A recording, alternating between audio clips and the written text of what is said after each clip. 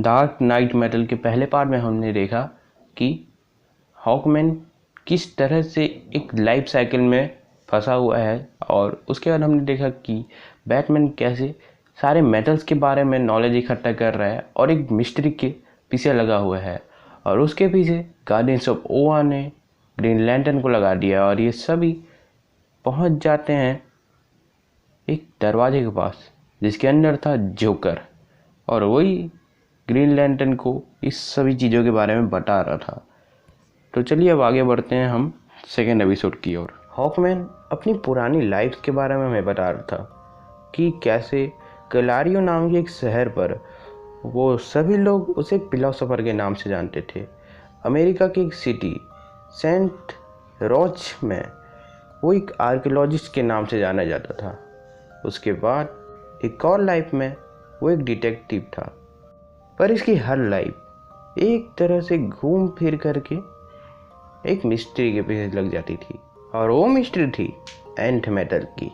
और इस बार हॉकमैन और हॉकगन ने मिल करके सभी इमॉर्टल्स को इकट्ठा किया और उन सभी को अपनी कहानी बताई, और उनकी कहानी जानने के बाद हॉकमैन को पता चला कि इन सभी की अमरता का जो कारण है वो कहीं ना कहीं एंट मेटल से आया है। और तभी जब हॉकमैन अपनी कहानी सुना लेते हैं तब उनमें से एक इमॉर्टल सामने आता है और अपने जेब से एक खंजर निकालता है। वो बताता है कि ये प्योर एंट मेटल से बना हुआ है और वो इसे द डैगर ऑफ सज्जाम के नाम से जानते हैं, और वो इमॉर्टल उसे लेकर के एक डेस्क में गाड़ देता है। ये जो घटनाएं पूरी तरह से घट रही थी ये बहुत पुराने समय की थी, पर अब ये जिस घटना के बारे में अभी हम जान रहे थे ये पास्ट में घटित हुई है। पर प्रेजेंट में बैटमैन ग्रीक पहुंच चुका है और उसे पता चला है कि यहाँ पर द डैगर ऑफ सज्जाम है जो कि प्योर एंट मेटल से बना हुआ है। बैटमैन इस समय एंशिएंट ग्रीक के एक ड्रैगन जैसे जीव से लड़ रहा होता है, और तभी वहाँ आ जाती है वंडर वुमन जो क्या कहती है, बस बहुत हो गया एम्प्रीटन, अब ये इंसान थेमिस्केरा की सुरक्षा में है। वंडर वुमन जीव को शांत कर देती है और बैटमैन से कहती है, मुझे तो लगता था कि बैटमैन बहुत ही ज़्यादा काबिल इंसान है, वो तो किसी को भी शांत कर सकता है, पर अगर तुम्हें यहाँ आना ही था तो तुमने मुझे कॉल क्यों नहीं किया, क्योंकि तुम भी जानते हो कि मॉर्टल्स की वर्ल्ड से बिलोंग नहीं करता है। यहाँ पर वही लोग आ सकते हैं जिनके पास यहाँ आने की ताकत हो। बैटमैन कहता है, डायना मैं तुमसे प्रॉमिस करता हूँ मैं यहाँ होता ही नहीं अगर ये ज़रूरी ना होता। ये बहुत ही ज़्यादा ज़रूरी है डायना, मैं उस आंसर के बहुत ज़्यादा करीब हूँ।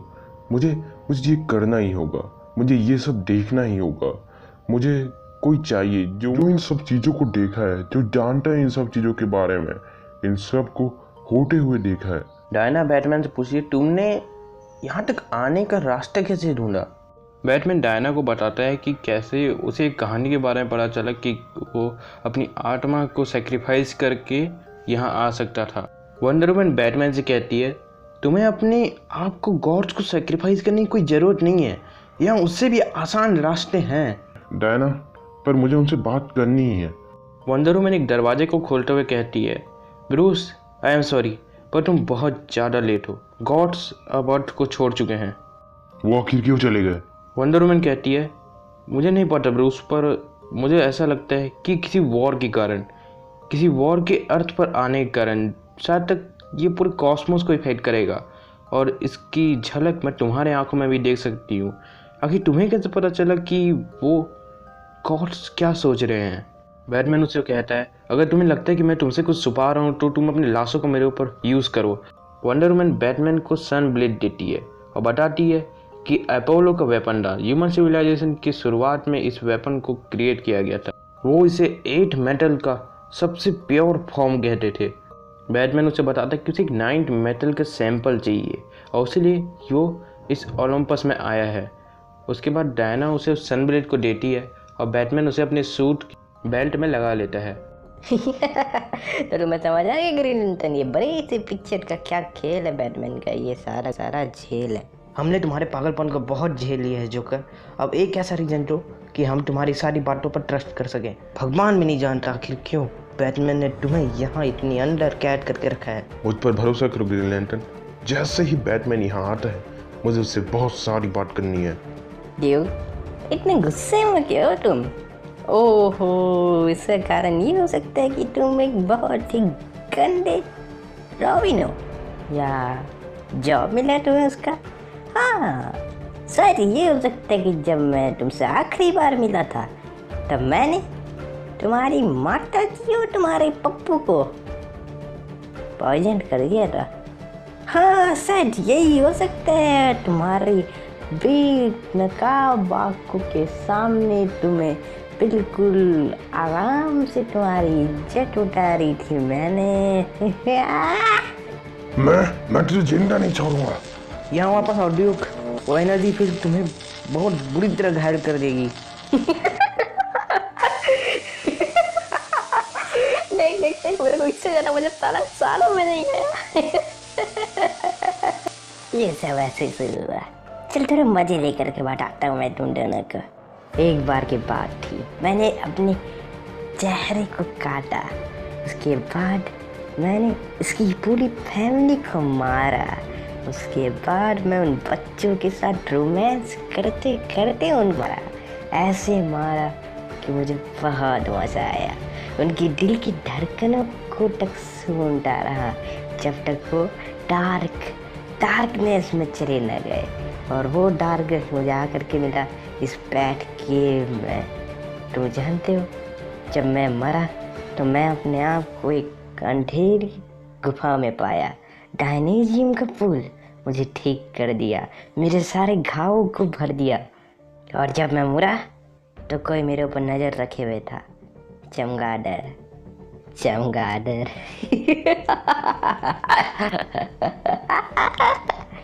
ये होने के बाद मुझे और जानना था यहाँ के लोगों, इस सिटी के बारे में, इस एंशिएंट सिटी के बारे में, कि वो कैसे ये सब करते थे। फिर मुझे पता चला उसका आना, वो आ रहा था। मुझे अब भी मेरे सिर पर महसूस हो रहा है, मेरे माथे, मेरा सिर दर्द कर रहे हैं और मुझे बता रहे हैं कि वो आ रहे हैं। वो परछाइयाँ मेरे दिमाग में वो गूंज रहे हैं। वो इतनी ज़्यादा भयानक हैं कि तुम सोच भी नहीं सकते। पर मुझे उन्हें रोकना है। जोकर ड्यूक और हेल को धक्का मारता है और वहाँ का फोर्स फील्ड टूट जाता है, जिसके कारण अब जोकर आज़ाद था। वो अभी भी मेरे अंदर है, तुम्हारे अंदर है, वो हम सभी के आसपास है। मुझे बस एक ऐसा कट लगाना था ताकि मैं यहाँ से भाग सकूं, और तुमने बहुत शिद्दत के साथ किया। नहीं, हम इसे यहाँ से जाने नहीं दे सकते। देखो, अंधेरा आ रहा है। ग्रीन लैंटर्न, कमरे में रोशनी करो, हम इसे भागने नहीं दे सकते। डैम इट, मैं अभी भी अपने रिंग से कुछ भी शूट नहीं कर सकता। आखिर हो क्या रहा है यहाँ पर? ओह, मैं जानता हूँ, अब स्टोरी खत्म होने वाली है, क्योंकि ये पहले भी हो चुका है। ये स्टोरी एपिसोड की शुरुआत की स्टोरी से मैच करती है। जब हॉगमैन और हॉगगर्ल को डैगर ऑफ सजा मिल जाता है तो इसके बाद ये पूरी दुनिया में उस स्टोरी के बारे में और ज़्यादा रिसर्च करने के लिए चले जाते हैं और उनको वही स्टोरी मिलती है एक बहुत बड़े मॉन्स्टर की, जिसकी पूजा बैट ट्राइब करती थी और बर्ड ट्राइब के साथ बैट ट्राइब की दुश्मनी थी। उन्होंने बार बार उस सभी जगहों पर जाकर के देखा और पहचाना कि ये हर एक कॉन्टिनेंट पर एग्जिस्ट करती है। स्टोरी सभी कॉन्टिनेंट पर प्रचलित है। और उसके बाद जब ये लोग अपने रिसर्च को आगे बढ़ाए तब इन्होंने डैगर ऑफ सजाम से एक पोर्टल खोला जिससे वो इस बारे में और जान सके। पर तब एक ब्लास्ट होता है और उन्हें दिखाई देता है दो आँखें जो इस दुनिया को देख रही थी। अब उस मॉन्स्टर को पता था कि एक और दुनिया है, एक और मल्टीवर्स है जो बर्बाद होने के लिए तैयार हो चुका है। और तब से उसे पता चल जाता है और ये प्लान अब भी जारी है। जोकर इसी प्लान के बारे में बात कर रहा था।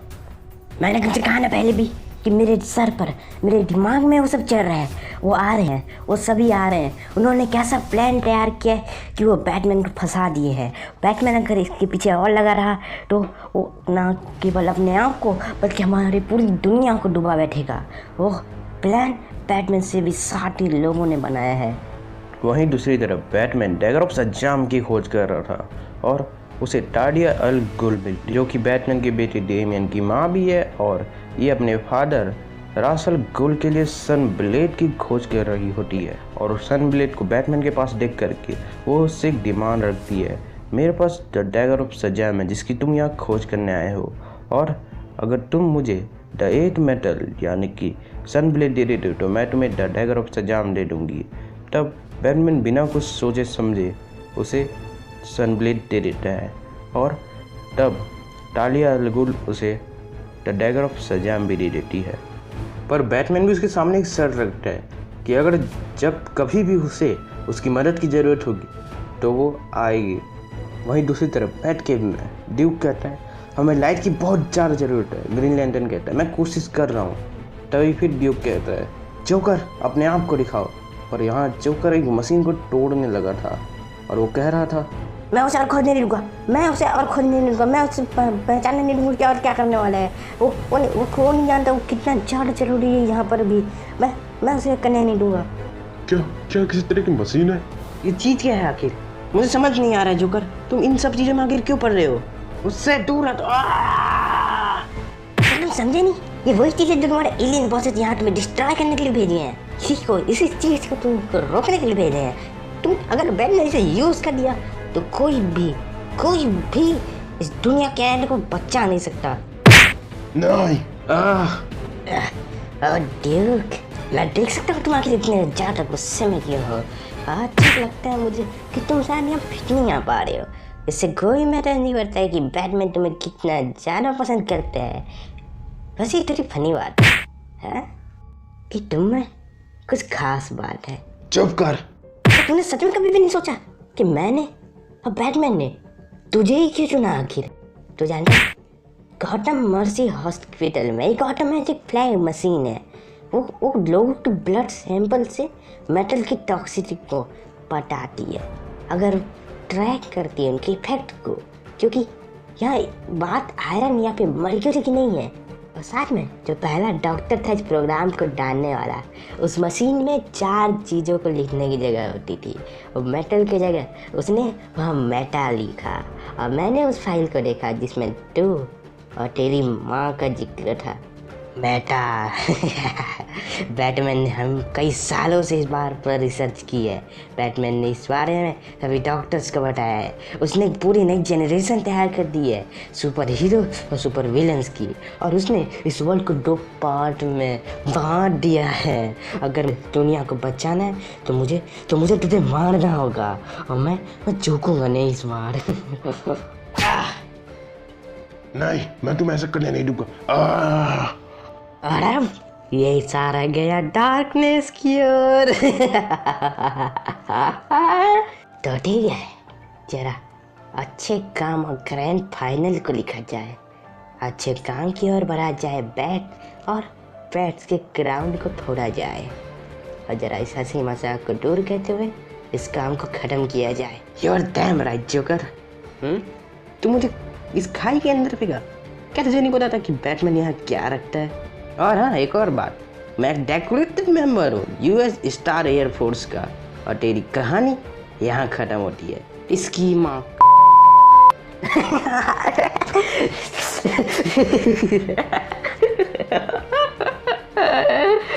आखिर इतना हंस क्यों रहे हो? ये फिर से हो रहा है। ये मैटर नहीं करता कि क्या हो रहा है, बस ये हो रहा है, ये फिर से आ रहा है। सब कुछ फिर से हो रहा है। तुम नहीं समझोगे, तुम इसे रियलाइज तक नहीं कर सकते। तुम समझ ही नहीं पा रहे कि मैं इस बार एक अच्छा बंदा बनने की कोशिश कर रहा था। एक डार्क क्राइसिस आ रहा है यहाँ, और तुम 2 लाइट में से एक हो जिसे वो बुला रहे हैं। ग्रीन लैंटर्न, कुछ गलत हो रहा है। मेरा मतलब ये कैसे फनी नहीं है आखिर? महसूस हो रहा है, कुछ तो करीब आ रहा है। सभी टुकड़े जुड़ रहे हैं, पजल बन रहा है, एक बैट का फॉर्म ले रहा है। नहीं। ड्यूक, जोकर, वो कहाँ गया आखिर? जॉर्डन, तुमने मेरे केव के साथ क्या किया? मैंने वो जोकर था। तुमने उससे भाग नहीं दिया? तुम्हें आइडिया भी है? तुमने क्या? तुम्हें पता भी है तुम कितने सारे जस्टिस लीग के लॉस तोड़ रहे हो? तुम यहाँ सभी के सभी दुनिया के लोगों को इतने बड़े खतरे में डाल रहे हो, अपने बेसमेंट में रख करके इस बड़े खतरे को। मुझे उसकी जरूरत थी। आखिर किस लिए? उस गैप को फिल करने के लिए? ये सारी थ्योरी तुम्हारी सीक्रेट बैटल्स होते हैं जो इनक्रेडिबल पावर देते हैं ह्यूमंस को, ह्यूमन हिस्ट्री को सेव देते हैं। I mean come on Bruce, तुम जानते हो ना ये सब सच नहीं है। तुम्हें तो ये तक नहीं पता कि वो रियल जोकर था कि नहीं। ब्रूस, तुम्हें हमें बताना पड़ेगा यहाँ आखिर चल क्या रहा है। मैंने बहुत समय बिताया है, बहुत लंबा समय, इन सभी टुकड़ों को एक जगह इकट्ठा करने के लिए, इन्हें खोजने में। मुझे बस फिर से उस अंधेरे में देखना है। फिर से बैटमैन इसके बाद हेल जॉर्डन ड्यूक को बताता है कि ये उसी का फाइनल इन्वेस्टिगेशन है जिसमें उसके साथ जोकर दे रहा था। उसकी स्टोरी का आखिरी हिस्सा ये केवल मेटल या फिर डायनाजियम के बारे में नहीं है, ये एक ऐसी बड़ी मिस्ट्री के बारे में जो कि जिसके बारे में निकालना लगभग इम्पॉसिबल था। वो सारे मेटल्स को इकट्ठा करा ताकि एक मशीन को एक्टिवेट कर सके जिससे वो उस मॉन्स्टर को देख सके, उसका प्लान जान सके। क्योंकि जब उसने पिछली बार उस अंधेरे, उस डार्कनेस में देखा था तब उसे अपने आप के ही कई रूप दिखाई दिए थे, उसके इविल रूप। और ये सब बताने के बाद बैटमैन जैसे ही डैगर ऑफ सैजाम को निकालता है और ड्यूक उसकी तरफ देखता है तो ड्यूक को कुछ होने लगता है और वो कहता है, ओह, ये डैगर मुझे कुछ कर रहा है। ऐसा लगता है मैं उस पूरे मशीन को बिल्कुल जुड़ा हुआ देख सकता हूँ, लाइट से बना हुआ। शायद ये ऐसा पहले बना हुआ था। मैं उस लाइट से देख सकता हूँ। मैं इसे एक्सप्लेन नहीं कर पा रहा हूँ। द जोकर, उसने कहा था ऐसा होगा, पर उसे ये कैसे पता? हेल, मैं जानता हूँ ये तुम्हारे लिए अनकंफर्टेबल है, पर ये रात और भी ज्यादा अंधेरेपन की ओर जा रही है हर मिनट, और इविलनेस की ओर भी। क्या तुम हाँ बैटमैन, मैं जानता हूँ मुझे क्या करना है। ऑलराइट किड, ये एक डुप्लीकेट है मेरे रिंग का, तो ये ज़्यादा देर तक काम करने वाला नहीं है। पर आज दिन भर मैंने जो कुछ भी देखा है उसके हिसाब से ये ज़्यादा कुछ भी नहीं है। पर अगर ये गलत हुआ तो ये बहुत ही ज़्यादा दर्द देने वाला है। तुम्हें बस अपने पूरे के पूरे विल को फोकस करना है उस रिंग पर, और तुम्हें वो दिखाना है हमें जो तुम देख रहे हो। ड्यूक उस ग्रीन लैंटर्न रिंग से एक ऐसा कंस्ट्रक्ट बनाता है एक मशीन का जिसमें बहुत सभी के सभी मेटल्स होते हैं। और बैटमैन हेल जॉर्डन को थैंक्स कहता है और वो अचानक से बहुत तेज़ी से जाता है और द डैगर ऑफ सैजाम को उस मशीन में लगा देता है। वहाँ जा कर के बैठ जाता है। कुछ समय में ही वो चिल्लाने लगता है और वो बेहोश हो जाता है। उसके बाद ड्यूक और हेल जॉर्डन उसके पास आते हैं और पूछते हैं, तुमने क्या देखा आखिर? डार्कनेस। क्या? मुझे समझ नहीं आ रहा। मैंने वो सब कुछ किया, मैंने सब कुछ सही किया, पर मैंने सिर्फ देखा डार्कनेस। इसी समय गौतम सिटी के 3000 मील नीचे कुछ ट्राइब्स के लोग कह रहे हैं फाइनल सील अब टूट चुकी है और अब वो आ रहे हैं। अगर हमने हमारे प्लान को सही तरीके से अंजाम दिया है तो डार्क डेज अब खत्म होने वाले हैं। डार्क नाइट्स आ रहे हैं और उनके साथ आ रहा है the true father of Batman. So guys, real game यहाँ से शुरू हुआ है। उतने सारे मेटल्स की खोज जो बैटमैन ने की, उतना जो सालों का रिसर्च किया बैटमैन ने, हॉकमैन ने, जोकर ने, उन सब का फल इन्हें अब जाकर के एक फाइनल डार्केस्ट क्राइसिस से मिलेगा। कई सारे विलन्स, कई सारे हीरोज के बुरे रूप, कई सारे नाइटमेयर्स सिर्फ एक ड्रैगन के लिए काम करते हैं जो मल्टीवर्स को डिस्ट्रॉय करता है और करता आ रहा है। हॉकमैन के कारण उसे ये प्राइमल मल्टीवर्स दिख गया है और अब वो ने जो प्लान बनाया था वो बैट ट्राइब ने लगभग पूरा कर लिया है। तो अब आप देखने वाले हो डार्क नाइट मेटल का फर्स्ट इशू, क्योंकि रोड टू मेटल के दोनों इशूज कंप्लीट हो चुके हैं, द फोर्ज और द कास्टिंग। और अब नेक्स्ट पार्ट आने वाला है डार्क नाइट मेटल का फर्स्ट इशू। तो मेरी कॉस्मिक आर्मी, आपसे इतना ही कहना है मुझे, वीडियो को जितना ज़्यादा हो सके शेयर कीजिए, लाइक कीजिए और सब्सक्राइब कर ही दीजिए और नोटिफिकेशन बेल को स्पेशली दबा करके रखिए, क्योंकि 1 से 2 दिन में मैं वीडियो अपलोड करूँगा। Thanks for watching.